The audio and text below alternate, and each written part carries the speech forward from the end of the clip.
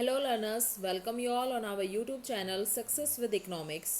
आज हम class 12th economics का माइक्रो इकोनॉमिक्स का चैप्टर 9 कंसेप्ट ऑफ रिवेन्यू उसके अजर्शन रीज़न यहाँ पर करेंगे।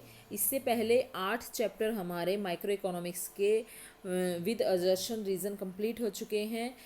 हमने ये सीरीज़ स्टार्ट की है जिसमें अजर्शन रीज़न भी होंगे सारे के सारे माइक्रो एंड मैक्रो इकोनॉमिक्स के सभी चैप्टर्स के, और फिर उसके बाद मल्टीपल चॉइस क्वेश्चन और फिलअप भी करवाए जाएंगे। तो स्टार्ट करते हैं।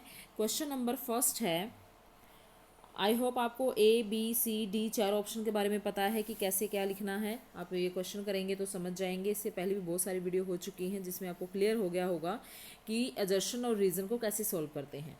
तो पहला है, फर्म का मांग वक्र या कीमत रेखा ही उसका औसत संप्राप्ति यानी कि एवरेज रिवेन्यू कर्व होता है। बिल्कुल ठीक है, क्योंकि हमें पता है एवरेज रिवेन्यू कर्व को हम प्राइस कर्व या डिमांड भी बोलते हैं। ठीक है, तो यहाँ पर इन्होंने डिमांड या प्राइस रेखा ही बोला है एवरेज रिवेन्यू कर्व को। ये बिल्कुल ठीक है, क्योंकि एवरेज रिवेन्यू का मतलब कीमत और मांग वक्र किसी फर्म के उत्पाद की कीमत और मांगे की मात्रा के संबंध को दिखाता है। अब एक एवरेज रिवेन्यू को हम प्राइस या फिर डिमांड क्यों बोलते हैं? क्योंकि ये कीमत और मांग वक्र के कीमत और मांगे की मात्रा के संबंध को दिखाता है। इसलिए ए और आर दोनों ठीक है। A will be right answer. Question number second है, सीमांत प्राप्ति का ऋणात्मक होना यानी कि मार्जिनल रिवेन्यू का नेगेटिव होना केवल तभी पॉसिबल है जब कीमत कम हो रही होती है।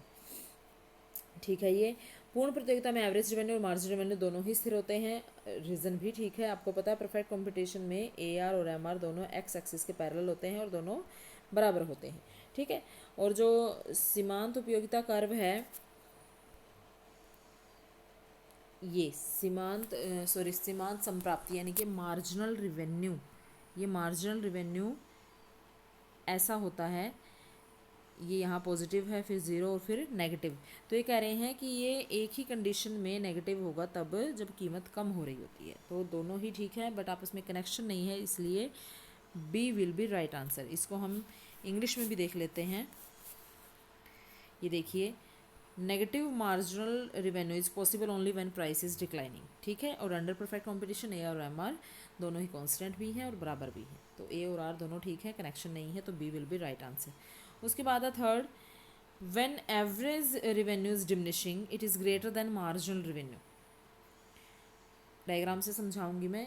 ये एवरेज रिवेन्यू है, ये मार्जिनल रिवेन्यू है, ये AR है और ये MR है। तो इन्होंने क्या कहा है कि जब AR गिर रही होती है तो ये ग्रेटर देन होती है मार्जिनल रेवेन्यू से। सीधी सी बात है, मार्जिनल रेवेन्यू से तो ऊपर है ये। ए ठीक है। MR can be negative but not AR। MR negative हो सकती है बट एवरेज रिवेन्यू कभी भी नेगेटिव नहीं होती। बातें दोनों ठीक हैं, आपस में एक्सप्लेनेशन या कनेक्शन नहीं है, तो B will be right answer. 4 है, MR can never be equal to price of the community, कि जो MR है वो कभी भी प्राइस के इक्वल नहीं होता। ये तो गलत है। ऐसा इन्होंने कहा है कि कभी भी प्राइस के, जो मार्जिनल रेवेन्यू है कभी भी प्राइस के इक्वल नहीं होता। लेकिन आपको पता है कि जो परफेक्ट कंपटीशन है, प्राइस आपको अभी भी बताया था मैंने कि प्राइस क्या है, एवरेज रेवेन्यू, और परफेक्ट कंपटीशन में मार्जिनल रेवेन्यू और एवरेज रेवेन्यू दोनों बराबर तो होते हैं। तो इसका मतलब इनकी पहली बात गलत है। और जब पहली बात गलत है तो आपको पता है कि अजर्शन रीजन में हमारा कौन सा आएगा? जब A फॉल्स होता है और R ट्रू होता है तो D ऑप्शन आएगा। तो क्वेश्चन नंबर 4 का हमारा क्या आएगा? D answer. उसके बाद लास्ट क्वेश्चन है, AR is the rate at which output is sold. Average revenue एक ऐसी रेट है जिस पर आउटपुट को बेचा जाता है। जब MR ज़ीरो होती है तो TR भी ज़ीरो होता है। ये गलत है। जब MR ज़ीरो होती है तो टोटल रिवेन्यू जो है वो क्या होता है? टोटल रिवेन्यू हमारा मैक्सिमम होता है। ठीक है, और इन्होंने कहा ज़ीरो होता है, इसका मतलब R गलत है और A ठीक है। तो C will be right answer. Hindi में भी देख लो आप। ये देखिए, जब मार्जिनल रिवेन्यू धनात्मक होता है तो TR में बढ़ने की प्रवृत्ति पाई जाती है, और जब मार्जिनल ऋणात्मक होता है तो TR भी ऋणात्मक होता है। अब ये वाला क्वेश्चन और ये वाला क्वेश्चन देखिए, यहाँ इंग्लिश में क्वेश्चन कुछ और दे रखा है और हिंदी में कुछ और दे रखा है। तो मैंने आपको ये भी समझा दिया है और अब हिंदी वाला भी बता देती हूँ। हिंदी वाली बुक में जो दे रखा है कि जब मार्जिनल रिवेन्यू धनात्मक होता है, ये है टोटल रिवेन्यू, और ये है मार्जिनल रेवेन्यू। तो ये यहाँ पर पॉजिटिव है मार्जिनल रेवेन्यू, तो टीआर में बढ़ने की प्रवृत्ति है। ठीक है, ये जब एमआर ऋणात्मक होता है इधर, तो टीआर भी ऋणात्मक होता है। टीआर ऋणात्मक नहीं होता, टीआर घट रहा होता है। तो आर गलत है और ए ठीक है। हिंदी मीडियम में अलग है क्वेश्चन ये 5वां, इंग्लिश में अलग है, लेकिन मैंने आपको दोनों समझा दिए हैं।